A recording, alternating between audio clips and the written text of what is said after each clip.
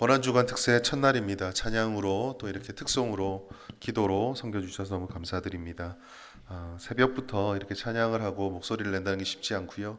아마 또 여기 계신 분들 중에 새벽에 습관이 들지 않은 분들은 아마 굉장히 힘든 시간일 수도 있는데요. 우리가 이 고난주간을 통해서 단지 그냥 우리가 고난주간이니까 우리도 고난을 받자 이런 개념이 아니라 하나님께서 우리를 향해 베풀어 주셨던 그 사랑을 다시 한번 생각해 보고 우리의 신앙이 제자리로 돌아가려면 어디로 돌아가고 무엇을 지향해야 하는가, 무엇을 알아야 하는가, 어떤 것을 일주일 동안 묵상해야 되는가, 거기에 대해서 말씀을 일주일 동안 나누려고 하는데요. 특별히 이번 고난주간의 주제는요. 예수님께서 걸어가신 그 고난에 맞추어서 남은 고난이 우리에게 채워지길 바란다. 고통받고 고난받고 싶다는 게 아니라 우리 주님의 걸어가는 길을 닮아가고 싶다라는 마음으로 6번의 말씀을 준비하였습니다. 여러분들께서 이번 고난주간의 기도회를 통해서 하나님이 주시는 은혜를 마음껏 누리시고 또 무엇보다 우리에게 베풀어 주셨던 그 그리스도의 고난의 사랑을 한 번 더 깊이 묵상하는 그런 은혜의 시간이 되기를 바랍니다. 오늘 첫 번째 시간으로 빌립보서 말씀으로 시작된 모순과 역전의 서사라는 제목으로 하나님 말씀을 전하도록 하겠습니다. 이제 선거철이 또 다가오는데요. 선거가 이번에는 좀 특별하게 치르는 선거지만 우리가 선거철 되면은 꼭 이제 방송에서 보는 장면들이 있죠. 왜 그 선거철만 되면 그렇게 시장을 가는지 모르겠어요. 그 시장 가셔가지고 막 떡볶이를 먹고 이런 모습들을 보면서 우리들이 느끼는 정서는 좀 있어요. 왜냐면 어떤 부분이냐면 열심히 하는구나라는 생각도 있지만 조금 그런 모습들을 불편하게 여기시는 분들도 있습니다. 왜 불편하게 여길까? 생각해 보면 평소 때 그들이 그렇게 시장을 갈까? 라는 생각 때문이 아닐까 싶어요. 평소 때 사는 삶의 모습과 그때 보여지는 모습이 아닐 수도 있다라는 생각이 우리에게 있기 때문입니다. 물론 비난하고 싶은 생각은 없어요. 왜냐하면 우리는 그들의 365일 24시간을 붙어 있지 않기 때문에 어떻게 사는지 몰라요. 모르죠. 또 우리 오해인지 모르죠. 그들은 시장을 가는데 우리가 못 봐서 그런 걸 수도 있습니다. 근데 어쨌든 제가 강조하고 싶은 것은 그러한 사람들을 비판하는 것이 아니라 무언가 모순되거나 부딪힐 때 보여지는 것과 생각하는 것이 다를 때 사람들은 불편함을 느껴요. 저 사람이 분명 저런 사람이 아닌데 그것과 다른 모습이 보여지면 그 사람이 괜시리 좀 불편하고 낯설고 어렵게 느껴집니다. 사람은 모순이라고 하는 상황을 잘 견디기 힘들어 합니다. 자기 자신이 그런 모순이 있다는 것은 어쩌면 잘 넘어갈지 모르겠지만 내 눈에 보여지는 이런 모순의 모습과 내 눈에 보여지는 뭔가 다른 이질적인 모습들을 견디기 힘들어 한다는 거죠. 근데 사실은 이 모순에 대한 사람들의 본성 때문에 어떻게 보면 이 복음이 사람들에게 받아들여지기 힘든 건지 모릅니다. 고난을 생각하기에 앞서서 오늘 말씀은 고난의 본체이신 예수님에 대해서 한번 생각해 볼 텐데요. 이 예수님이야말로 가장 모순되고 가장 역설적인 삶을 사셨기 때문에 사람들에게는 이해되어지지도 않고 불편한 존재가 되셨어요. 오늘 첫 번째 그 시작 6절부터 우리가 생각하기 힘든 말씀을 전해주고 있습니다. 어떤 부분이냐? 예수라는 사람이 있는데 그가 바로 근본이고 하나님의 본체다라고 하는 말도 안 되는 소리를 하고 있는 거예요. 여기서 본체라고 하는 것은요, 조금 어려운 말로 속성, 본질, 존재의 진짜 의미 이런 뜻인데요. 한마디로 말해서 이 6절의 말씀은요, 예수님께서 하나님이다. 하나님과 똑같다라고 말씀하고 있는 겁니다. 우리는 예수님을 예수님이라고 생각하니까 그렇지 예수님은 하나님이시지 라고 느껴지지만 그 당시에 이스라엘 사람과 그 당시 사회에서 느껴지는 이 말의 선언의 의미는 이런 거예요. 제가 지금 여기 앞에 서서 여러분들에게 제가 신앙생활을 오래 했기 때문에 저는 하나님의 본체와 같아졌습니다 라고 말하면 여러분 어떠세요? 지금 이 말에 괜찮습니다 하시면 큰일 나는 겁니다. 절대 괜찮은 게 아니에요. 이 충격, 무슨 말도 안 되는 소리를 하고 있냐. 그게 어떻게 있을 거며 착각도 엄청나구나. 저거 제정신이 아니구나. 이런 말을 듣는 이 충격이 이 6절의 말씀의 내용이거든요. 존재가 하나님이라는데 보고 있는 모습은 사람이에요. 그것도 그나마 조금 받아주려면 예수라는 사람이 이 땅에 와서 화려하고 영광스럽고 권세가 있고 사람들이 누가 보아도 야, 저 사람은 뭔가 좀 대단한 사람이구나. 이런 후광이 비쳐야 되는데 성경에서 말하는 예수님의 모습은 어떻죠? 그는 흠모할 것이 하나도 없다 그랬습니다. 초라하고 보고 싶지도 않고 그냥 평범하게 지나가는 모습이었다라는 거죠. 엄청난 충돌을 일으킵니다. 당시는요, 지금보다 더 신 중심의 사회였어요. 그래서 신과 인간이 같다라는 것은 있을 수가 없었습니다. 오히려 신에 대한 일반적인 생각은 인간과 달라야 돼요. 신은 인간과 달라져 있습니다. 이 거리가 좁혀지고 경계가 무너지는 순간 신은 더 이상 신이 아니에요. 그러니까 이 바울의 이 선언과 훨씬 한 30여 년 전에 예수님께서 하셨던 직접적인 말씀들은 그 당시 사람들에게는 색다른 것이 아니라 조롱거리였고, 새벽부터 이런 말씀 써서 죄송한데 미친 개이 가는 이상한 소리였던 거예요. 들을 수가 없는 말이고 말도 안 되는 소리였던 거죠. 근데 여러분, 이 말도 안 되는 소리를 우리는 조금 묵상해 보아야 돼요.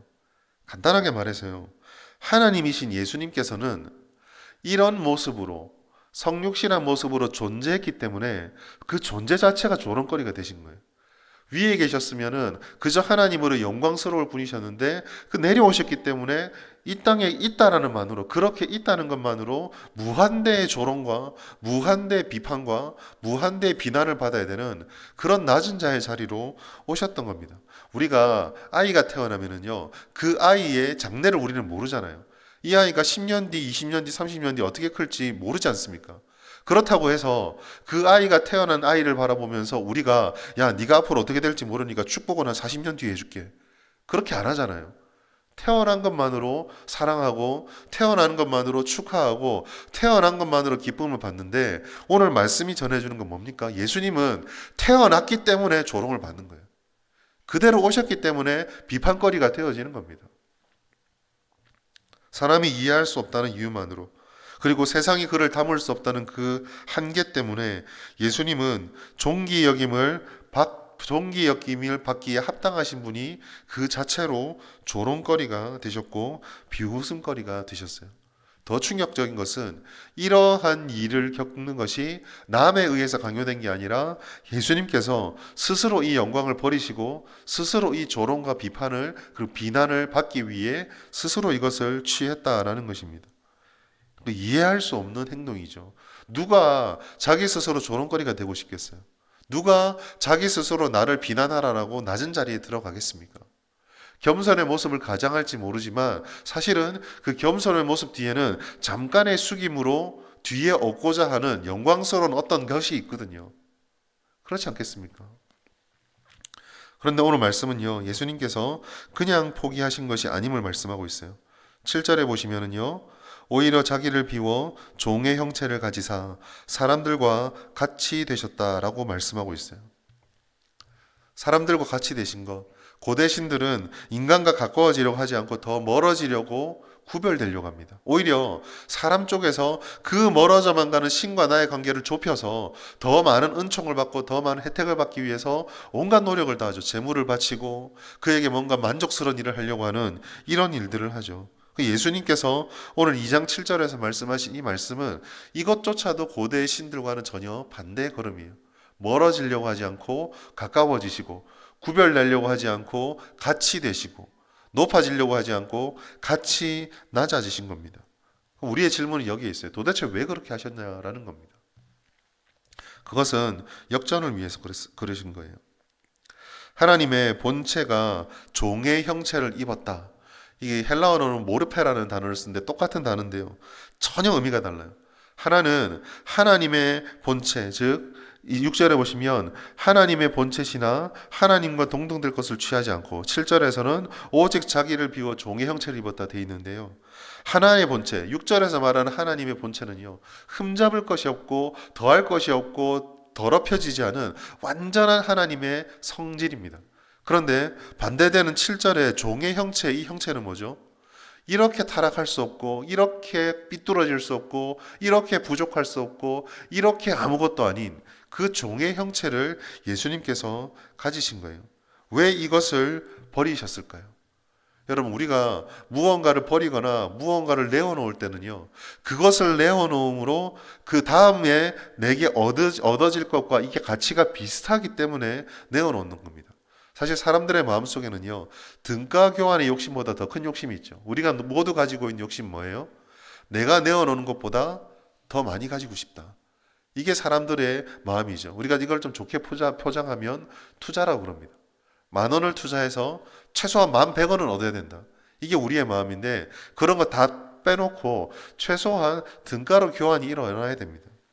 근데 예수님께서 오늘 우리에게 말씀해 주시는 이 종의 형체와 하나님의 형체는 등가가 성립이 안 돼요.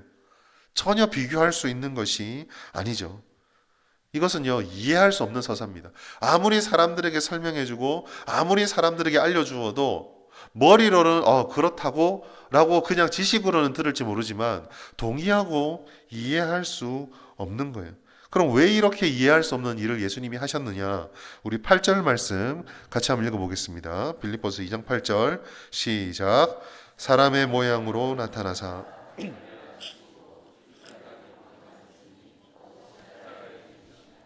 아멘. 여러분 이 8절에 사용된 단어는 100번 양보해서 예수가 신이다라고 하는 것을 우리가 인정한다 하더라도 이 8절의 단어들에서 벌써 충돌이 되는 거예요. 이 8절에 사용되는 죽음, 복종, 십자가 이 단어들은요. 신에게는 적용할 수 없는 단어예요. 어떻게 신이 죽습니까? 어떻게 신이 복종하는 존재가 됩니까? 그리고 로마 사람과 유대인들에게 가장 많이 거치는 것이 십자가예요. 십자가는 로마 사람들에게는 극형에 해당하는 사형의 도구였고 하나님의 백성들 유대인들에게는 신명기에 말씀하고 있는 신의 저주받은 자가 매어 달리는 나무였어요. 그러니까 이 예수님과 신이라고 하는 존재가 맞붙었을 때 유대인들이 생각하는 하나님에게도 적용이 될 수 없고 로마인들이 생각하는 신에게도 적용될 수 없는 단어가 저 8장 안에 3개가 들어가 있어요. 죽음은 죄의 대가 아닌가요? 복종은 왕이 하는 것이 아니라 종이 해야 되는 것 아닙니까? 십자가는 사형수가 받아야 되는 거 아닌가요? 저주받은 자가 받아야 되는 것 아닌가요? 가장 고귀하고 완전한 의이신 하나님께서 가장 반대편의 일들을 하기 위해서 죽으러 오셨다. 이걸 어떻게 인간적으로 설명할 수 있겠어요? 죄 지은 사람이 벌 받는 거다. 그 벌조차도 요즘은 어떻습니까? 인간한테 너무한 거 아니냐. 아무리 죄를 지어도 그렇게까지 벌을 주는 건 인권이 인격적이지 않지 않느냐. 이런 시대잖아요. 예수님에게 전혀 어울리지 않는 벌을 받고 있는 거죠. 이걸 역으로 뒤집으면 만약 누군가가 이러한 죽음과 이러한 복종과 이러한 십자가의 형벌을 받는 이가 있다면 그는 아무리 자기가 뭐라고 말을 해도 극악무도한 죄인이다 밖에 안 되는 거예요. 본문을 의미로 정리하면 이렇게 정리가 되는 거예요. 하나님의 본체라고 떠벌리는 사람이 죄인이 되었고 영화롭다고 말하는 사람이 이렇게 낮을 수가 없고 최고로 고귀하다고 불려져야 할 사람이 이렇게 처참하게 되었다. 하나도 맞는 게 없는 거예요. 역전이죠. 왜 이렇게 하셨을까요? 예수님이 오실 때 조금 더 좋은 모습으로, 조금 더 영광스러운 모습으로 사람들이 바라볼 때에 압도되어서 아무 말도 못할 정도로 그렇게 오셨으면 얼마나 좋을까? 왜 이렇게 낮아지게 오셨을까? 요한복음 3장 16절 말씀 보시면 한 단어로 설명해요. 하나님이 세상을 이처럼 사랑하사. 여러분 역전의 동기에는 바로 이 사랑이 있습니다. 이걸 우리는 진정한 사랑이라고 불러요. 여러분 진정한 사랑이라는 것은요. 말로 설명할 수 없는 겁니다. 신분과 상태가 이토록 극과 극으로 다른데도 불구하고 아무렇지도 않게 이런 일들에 스스로 던질 수 있는 유일한 대답. 우리는 사실 이것을 삶에서 보고 있죠. 왜 그토록 말을 안 듣고 때로는 어떤 아이들 같은 경우는 부모의 가슴에 대못이 아니라 가슴을 갈갈이 찢어 놓는데도 왜 부모는 자녀를 사랑할까요? 부모니까. 그 안에 진정한 사랑이 있기 때문이죠. 모든 세상 사람들이 손가락으로 내 자식을 욕을 해도 마지막까지 부모들은 그 아이의 장점과 하다못해 어린 시절에 보여주었던 잠깐의 미소 짓는 그 장면들을 기억하며 그 아이를 끝까지 사랑하는 거. 진정한 사랑 아닌가요? 성경은 예수님께서 이렇게 낮아지시고 고난을 받으시고 역전의 순간까지도 기꺼이 감당하신 이유를 이처럼 사랑하셨기 때문이다 라고 말씀하고 있습니다. 아까 의미로서는 이렇게 말도 안 되는 예수님의 삶이지만 그래서 이 예수님의 삶을 한마디로 예수님의 삶을 한 줄 평으로 요약하자면 사랑 때문에 말도 안 되는 일을 감당하신 삶이다라고 정의할 수 있어요. 세상에서 말하는 사랑은 무엇입니까? 받아야 하고 누려야 하고 높아져야 하는 것입니다. 보상받아야 되고 나보다 더 나은 것이 채워져 가야 되고 그것 때문에 내가 더 아름다워져야 되고 내가 더 높은 곳으로 올라가야지만 사랑받고 있다, 사랑하고 있다, 또 자랑한다, 나아진다, 뭐 이런 이야기들을 써요. 그러나 진정한 사랑이라고 하는 것은 내가 무언가를 받아내기 위한 것이 아닙니다. 진정한 사랑은 타자를 위해서 스스로 고난을 짊어지는 것이고 아름다운 총천연색 사랑이라는 것을 누리기 위해서 스스로 가장 우울한 회색의 고난으로 들어갈 수 있는 것, 그것이 바로 진정한 사랑이에요. 예수님께서는 그런 사랑을 하셨고 그런 역전을 기꺼이 감당하셨습니다. 이사야서 53장 5절 말씀 다시 한번 같이 읽어볼까요? 시작. 그가 찔림은 우리의 허물 때문이요